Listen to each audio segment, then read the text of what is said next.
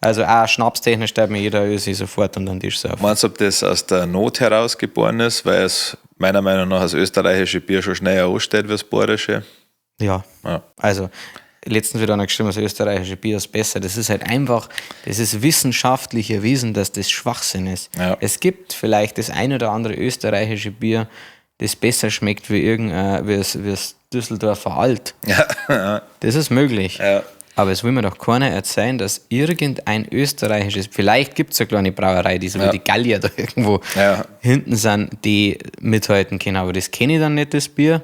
Und es hat ja scheinbar auch nicht zur großen Weltbekanntheit geschafft. Aber will mir keiner erzählen, dass das besser ist, wie so ein Frischzapfs, Schorramer, Augustiner, die ganzen anderen geilen Brauereien. Du kannst in Bayern fast nichts verkehrt machen. Nein, wenig. Dafür macht es sehr gute Energy Drinks, schau. Das stimmt. Ja.